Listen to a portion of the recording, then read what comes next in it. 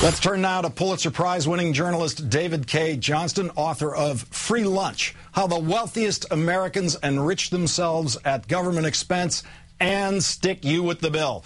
And he's now a columnist for the trade journal Tax Notes. David, Sarah Palin is complaining. She's complaining today that 47% of households pay no federal income tax. What is she getting at with that as a complaint? Isn't that something she should be celebrating? I would think that tax cuts promoted by President Obama would be popular with her. About 1 in 7 Americans who paid taxes the last year George Bush was in office didn't pay taxes last year and won't this year because of President Obama's 2-year tax cut.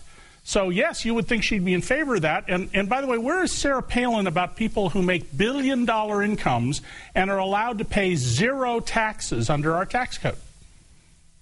Well, it seems, David, that her problem is that the 47% of the households that she says are not paying federal income tax are shifting the burden to those taxpayers you just mentioned, and that they are now overburdened. The top-end earners in this country are overburdened in our tax code. Having looked at the big picture, do you see it that way?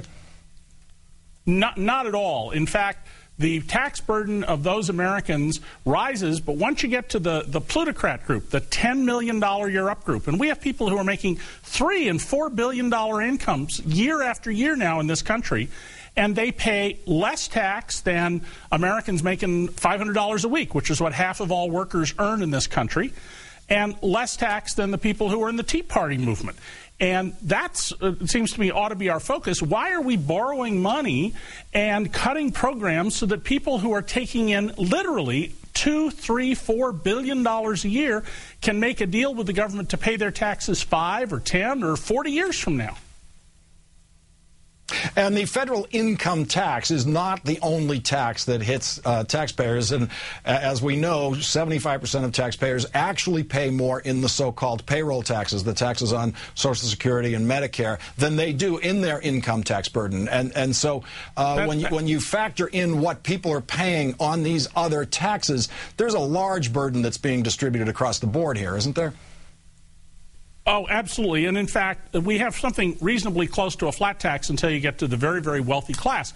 So what is really being suggested here by Sarah Palin is that people who are retired on fixed incomes, people who are disabled and who can't work, students whose scholarships are taxed, unemployed workers whose unemployment benefits are now taxed under a Reagan-era law, that those people should be taxed, and children with families. I mean, the reason so many people don't pay taxes was the Republican idea that we should give $1,000 credit for each child. And that removed millions and millions of people from the tax rolls while they're raising their children. And apparently Sarah Palin thinks that's a bad idea. Now, it's very clear that the high-end earners who are in the Tea Party are definitely pursuing self-interest in trying to knock down top tax rates, income tax rates.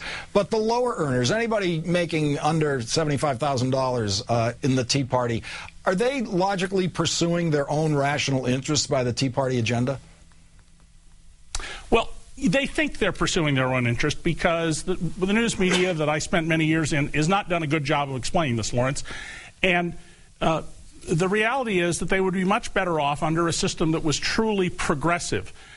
They would see that they would have a lower burden, they would have fewer risks, and their families and their children would be better off, and they could save more money to do what they want to do with their lives. So those are fundamental issues that are being ignored here, but you got to remember the news media has done a lousy job of explaining these things. David K. Johnston, Pulitzer Prize-winning journalist and great guide through the tax maze of the IRS. Thank you very much for helping us tonight with this. Thank you, Lawrence.